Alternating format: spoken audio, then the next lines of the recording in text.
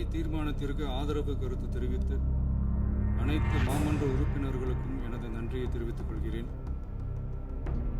மாண்புமிகு எதிர்க்கட்சி தலைவர் அவர்கள் பேசும்போது அரசின் தனி தீர்மானத்தில் ஒரு கருத்தை சேர்க்க கோரியுள்ளார். அது குறித்து கீழ்கண்ட கருத்தினை பேரவைக்கு தெரிவிக்க விரும்புகிறேன்.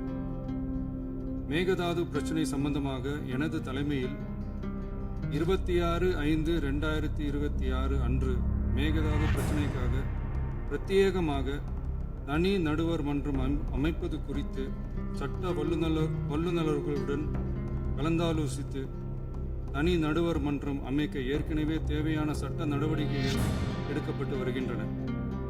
எனவே எதிர்க்கட்சி தலைவரால் அளிக்கப்பட்ட கருத்தினை 4வது பத்திக்கு அடுத்து கூடுதலாக சேர்க்கலாம் என மாண்புமிகு பேரவைத் தலைவர் அவர்களை கேட்டுக்கொள்கிறேன்.